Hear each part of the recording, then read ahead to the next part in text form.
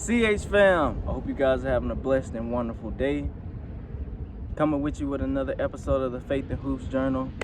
So pretty much what these videos are gonna be is just spreading some words of encouragement. Sometimes, just putting in a Bible verse just to kind of fill your ears with God's word. Just anything that I get from when I'm reading the word, and God just has a message that He just wants to share through me. This is kind of what these episodes are pretty much gonna be. So let's just go ahead and get straight into it. Enough with all that. We're going straight to Daniel 3. Some of you may already be familiar with this, but for the ones who are not, you can read the whole chapter on your own time. But right now, we're just going to go through a little bit of the end of this chapter. I just want to kind of break down a few things. As you see from the title, it's be willing to go through the fire. It's be willing to go through the fire. And we're going to jump straight into it, man. So let's go ahead and get it. So basically what's happening here, like I said, I'm not going to go through the whole thing. I ain't going to, you can do it on your own time. But if you're already familiar with it, then you already know where I'm going with this maybe. But for the ones who don't know, pretty much what's going on is King Nebuchadnezzar, he has his own God set up. And basically, if you do not worship the God that he has set up, you will be killed. You will be thrown into the fire. And so basically what we got going on here is Shadrach, Meshach, and Abednego. They're standing on business, as we say nowadays. They're standing on business. They're not serving another God. And so they were willing to go through the fire. They were willing to go through the fire. They were willing to die through the fire, even if God didn't save them or not, right? Even if God didn't save them, they were willing to go through the fire. So let's go ahead and jump into it, man. I'm going to start. We're just going to start at 13, Daniel 3:13. It says, then in a furious rage, Nebuchadnezzar gave orders to bring in Shadrach, Meshach, and Abednego. So these men were brought before the king. Nebuchadnezzar asked them, Is it true that you don't serve my gods or worship the gold statue I have set up? Now, if you're ready, when you hear the sound of the horn, flute, lyre, harp, drum, and every kind of music, fall down and worship the statue I made. But if you don't worship it, you will immediately be thrown into the furnace of blazing fire. And who is the God who can rescue you from my power? Ooh, man, cocky, right? Man, that's cocky. It says, they replied to the king, Nebuchadnezzar, we don't need to give you an answer to this question. If the God we serve exists, then he can rescue us from the furnace of blazing fire, and he can rescue us from the power of you, the king. But even if he does not rescue us, we want you as king to know that we will not serve your gods or worship the gold statue you have set up. Then Nebuchadnezzar was filled with rage, and the expression on his face changed toward them. He gave orders to heat the furnace 7 times more than what was customary. 7 times more than usual. It was hotter than 7 times more than usual. And he commanded some of the best soldiers in the army to tie them up and throw them into the furnace of blazing fire. So these men, in their trousers robes, head thrown into the furnace of blazing fire. Since the king's command was so urgent and the furnace extremely hot, the raging flames killed those men who carried them up. And these 3 fell bound into the furnace of blazing fire. Then the king jumped in alarm. He said to his advisors, didn't we throw 3 men bound into the fire? Yes, of course, your majesty, they replied to the king. He exclaimed, look, I see 4 men, not tied, walking around in the fire unharmed, and the 4th looks like the son of God. Nebuchadnezzar then approached the door of the furnace of blazing fire and called them, you servants of the Most High God, come out. So they came out of the fire. They saw that the fire had no effect on the bodies of the men. Not a hair of their heads was seen. Their robes were unaffected, and there was no smell of fire on them. Nebuchadnezzar exclaimed, praise the God of Shadrach, Meshach, and Abednego. He sent his angels and rescued his servants who trusted in him. They violated the king's command and risked their lives rather than serve or worship any God except their own God.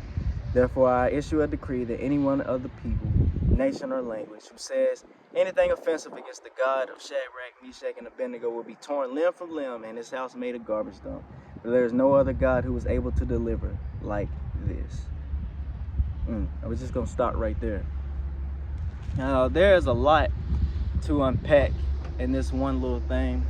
But as you see from the title, it says be willing to go through the fire, right? So you have to be willing to Go through the fire, man, because your faith is going to help someone else. Your faith is going to help other people. There are people attached to the decisions you make, man. Your decisions determine destiny. Your decision to be willing to go through the fire is gonna help somebody else, because at the end of the day, look, you are gonna go through the fire, okay? They went through the fire, all right? God did not take them out of the fire, but he allowed them to go through it. Now, this is not by the hands of God by any means. This is not by the hand of God. God did not do this, but he allowed it to happen because he was going to get the glory out of it. Some of the things that happen in your life, most of the things that happen in your life, if it's not good, then it did not come from God, okay? So a lot of times we could think it's God doing it, but no, God only knows how to do good. And so, but he will allow certain things to happen in your life so that he will get the glory out of it. This is a situation right here. But they were willing to go through the fire. You have to be willing to go through the fire, because that's gonna help someone else, man. It's gonna give someone, it's gonna boost somebody else's faith seeing you go through it. And yes, it definitely is not fun going. It's definitely not fun while you're in the middle of it. I can tell you that right now. Through personal experience, I could be a personal testimony for you. It's definitely not fun going through the fire, but you going through it, you being willing to go through it, it's gonna help somebody else. And here goes the thing, it might not seem like it in the moment, but God is always with you. And I don't know about you, but if I'm gonna go through the fire, I'd rather be going through the fire with God than without God, right? So yes, you are gonna go through the fire. You're gonna go through challenges in life, man. There's gonna be persecution. It's gonna happen. Even Jesus says you're gonna go through persecution, right? It's not always gonna be sunshine and rainbows. But one thing about it is God is always with you, and he's gonna be with you. And you're gonna come out on the other side. How do I know you're gonna come out on the other side? Because they came out of the other side of the fire. They came out of it. And it didn't even look like they even went through the fire. See, so a lot of things you're gonna go through, man. Let me tell you, you will not look like what you've been through. I don't even look like what I've been through, man, and I've been through hell. But I don't look like what I've been through, and it's all because of God, because God has been with me. And your life is gonna be the same thing, man. It's gonna be the same thing for you. You are not going to look like what you've been through, man, because the Lord is with you. Don't give up, man. You have to keep going. You have to be willing to go through the fire. You have to be willing to go through it. It's a test. It's a test, and it will give God glory, man. It's going to help somebody else out, man. I'm telling you. And that's what it's all about, man. Don't be so scared, man. You can't be scared, man. If you run into a situation, I'll say it like this. Let's make it real practical. If you run into a situation, right, where let's just say a bill needs to be paid by this certain day, right? Bill needs to be paid by this certain day. You know, you're praying to God, you know, to, let the money show up for the bill, right? That day.